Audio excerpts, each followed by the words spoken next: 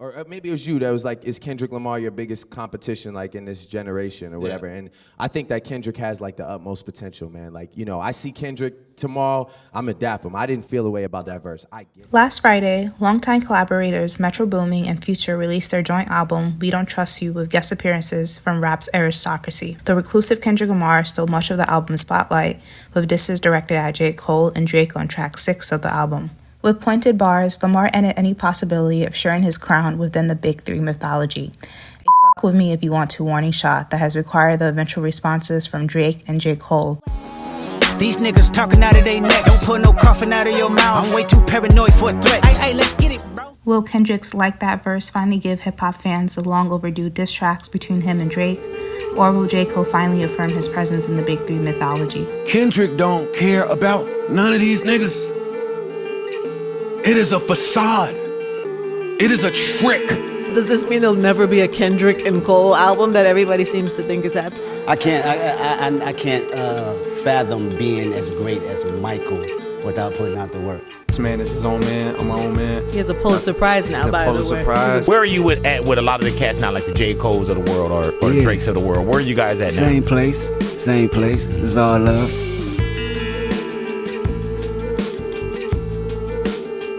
As the Big Three debate continues, two members have been compared and contrasted the most. Presently, rivals Drake and Kendrick Lamar are at equal footing when it comes to cultural relevance and commercial success. But that wasn't the case 14 years ago.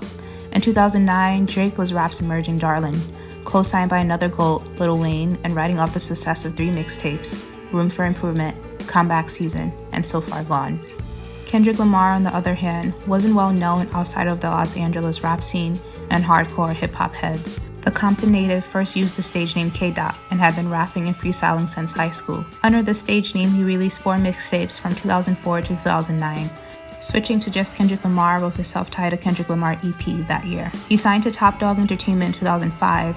At the time, Top Dog had no substantial presence in the rap game, and Kendrick Lamar was one of its first signees. Its stature dwarfed in comparison to that of Drake's affiliations, Young Money Entertainment and Cash Money Records. With this context, Lamar was an underdog in comparison to Drake, a sentiment hard to believe since Drake was a former child star from Toronto, Canada, with a white Jewish mother and an absentee African-American father. Despite this early apprehension and clowning of this identity, Drake defeated his critics and seduced hip-hop gatekeepers. So Far Gone lead singles Best I Ever Had and Successful charted well on the Billboard Hot 100. In 2009, Young Money's compilation album We Are Young Money spawned mega successful hits like Every Girl and Bedrock. Kendrick Lamar in 2009 reaped potential but was still finding his footing.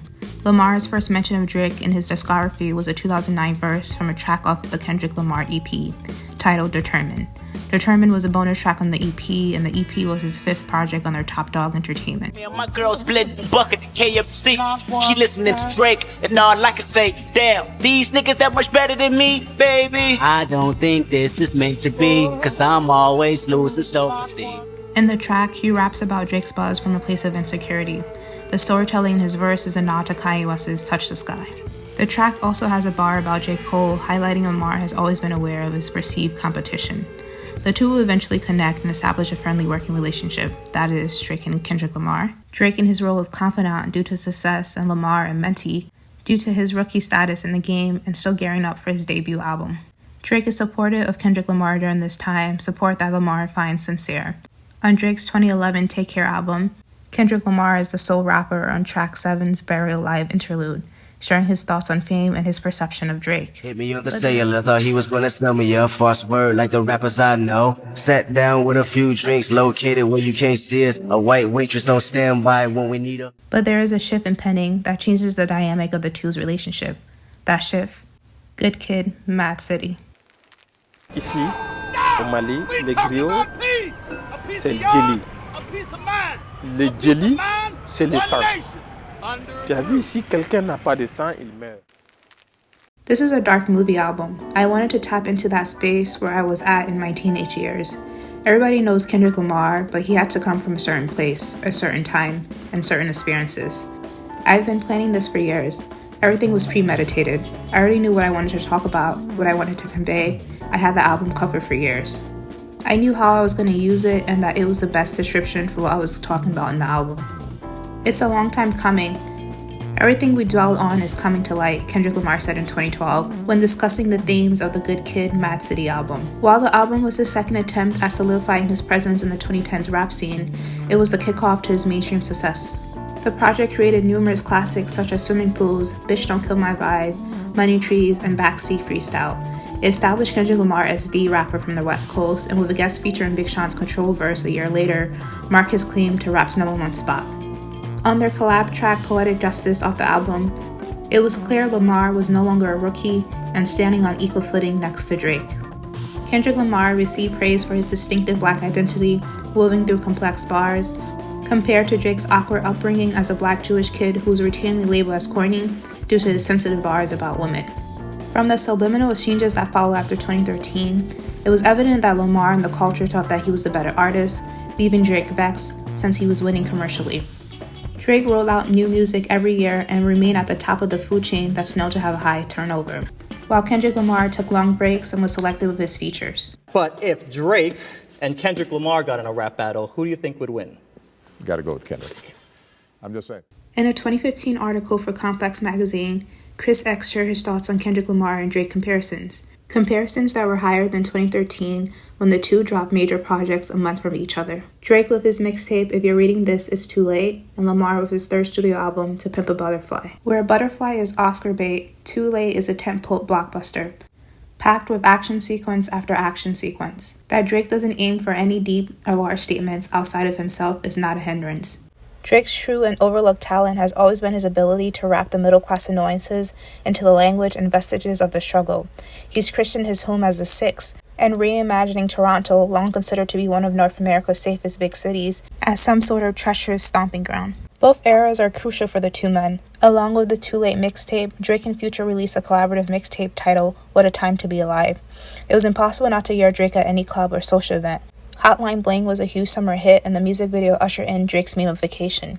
Dating rumors circulated about his romance with tennis star Serena Williams. He finally won the respect of hardcore rap fans due to his beef with Meek Mill, cementing himself as a worthy lyricist with 2 diss tracks that weren't just street records, but solidified Billboard hits, Charged Up and Back to Back. Parallel to this, Kendrick Lamar was doing amazing with a jazz-infused, socially conscious album, Jazz Drill as it's been jokingly coined on X recently. He was successful commercially while not sacrificing his artistic identity for commercial success. To Pimp a Butterfly is regarded as the best album of the decade and arguably one of the best rap albums of all time. His experiences on trauma, poverty, and gun violence in Compton are reflective of America's racial tensions. Also timely considering the deaths of Eric Garner and Michael Brown, 2 unarmed black men killed by the police. After years of downplaying the competitive tensions in their relationship, things have somewhat escalated with Kendrick Lamar's most direct disses at Drake. Rapping in his Like That verse. Motherfuck the big 3. Nigga, it's just big me. Nigga, boom. What? I'm really like that. And your best work is a light pack. Nigga, Prince outlived Mike Jack. Nigga, boom. For all your dogs getting buried. That's a K with all these 9s. He gon' see Pet Cemetery, nigga. Boom. Like in Atlanta, it's a lot of niggas who you really can't tell them Future ain't bigger than Drake. I would say it's capital. Really? Oh God, nigga. With the increased commodification and saturation of hip-hop post the 2010s, rap superstars post-2020 are very unlikely. Even the most hype rappers who were initially picked as replacements to 2010s legends eventually fizzle out after 2 to 4 projects, or move to different lanes that garner them more commercial appeal, but never GOAT status within the culture. For example, Post Malone and Jack Harlow with their heavy Future and Drake influences. Post Malone has abandoned hip-hop after milking all the benefits related to rap and black culture. Jack Harlow is squarely in the rap-pop lane, where he's found success with white fans despite being an average rapper and a mediocre version of Drake. With newer rappers unable to fill these superstar slots, and a lot of 2010s legends still active, rap's Big 3 is hip-hop's favorite lore, a mystical term used to describe the most influential rappers of the 2010s decade, a lore with a lot of revisionist history and a member whose placement is questionable. Taking in the cultural and commercial requirements of the Big 3, Nicki Minaj should hold the 3rd spot after Kendrick Lamar and Drake, but due to hip-hop's insidious misogyny and misogynoir, it's a selection the culture refuses to give her. What unique cultural relevance does J. Cole bring to the Big 3 that the others don't have? He can't be the middle-class, biracial kid abandoned by his black father because that's Drake's story. He can't be the conscious one because that's Kendrick Lamar's thing, and he does it better. And no, he's not as deep as his die-hard fans would like to claim.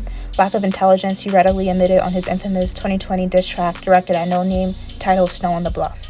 While Nicki Minaj's latest beef for rapper Megan Thee Stallion has seen her worst lyrical performance, she still unanimously owns the Queen of Rap title. Due to her well-established catalog, while Cole for much of the 2010s era resigned to the Browns' position within the Big Three narrative. The Hiss and Bigfoot moment is comparable to Pusha T's story of Adidon.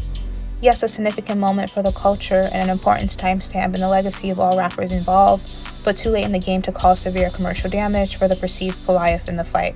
Drake dropped Scorpion a few weeks after the story of Adidon, and the song In My Feelings off the album went #1 on Billboard Hot 100 for 10 weeks.